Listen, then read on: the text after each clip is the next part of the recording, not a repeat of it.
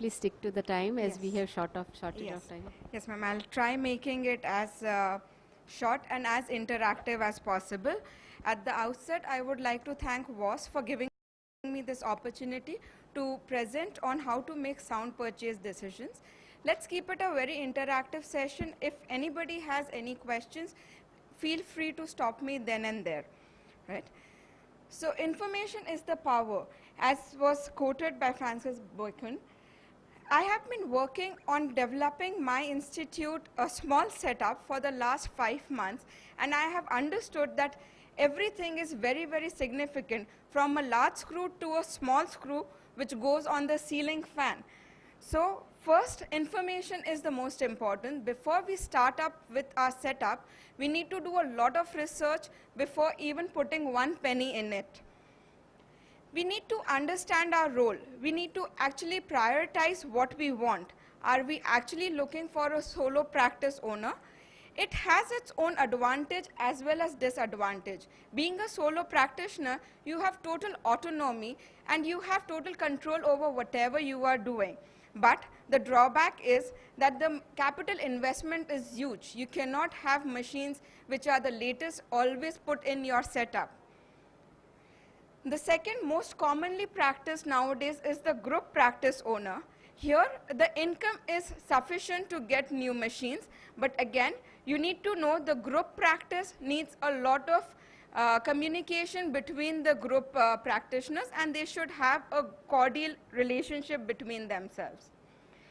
Employee in a group practice, hospital or health service, I believe this presentation might not be of much help to them because they might not have decision-making capacity in that institute.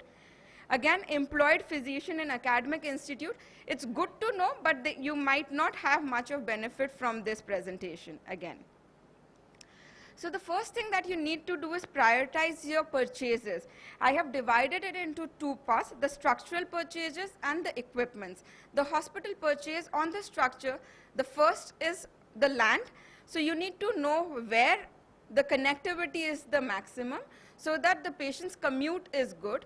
The parking lot should be preferred so that patients coming can park their car. The next important is the equipments. So you need to prioritize what basic equipments you need to have a setup and then gradually go on with it. You should love whatever you are doing. It's not necessary that all of us make a hospital, but whatever, wherever and whatever we are doing, we should put 100% into it. So it's not a menial job if you are actually looking at the wiring and the setting, because then you would know how the hospital has been built from the ground.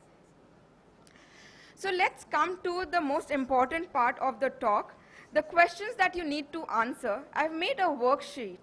First is the immediate expenses to be incurred. The second, the return expected of the instrument.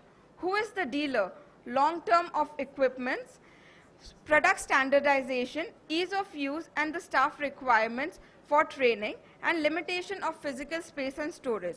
I would be coming to each of them one by one. Dr. Nandini, very sorry, we are running late. Please sum up fast. Yes.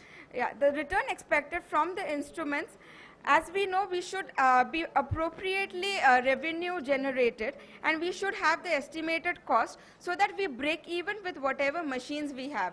It's not that we take a machine of a perimetry and we cannot even pay for it. If we have somebody next door who can get the perimetry done in 300 rupees, there's no point investing on a machine in your setup.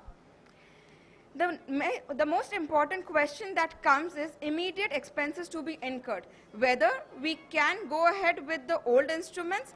If you are running short of the income, it is okay to go with the old instruments. You should just know who is the dealer you are taking it from and how old is the model. Because if it is an old model, the spare parts might not be available after 5 to 7 years. You should always have a CMC or an AMC available. If the machine is, the company is giving you a demo, always take the demo and always have the bills and the receipts, because these helps you in getting the incorporations done. The product standardization is a method by which the health system controls its non-acute continuum. I can explain this to whoever wants it later over lunch probably. who is the dealer is most important, because nowadays the market is full with crooks, so we should know whom we are dealing with. It should be a fair dealing, and we should avoid commissions to the individuals.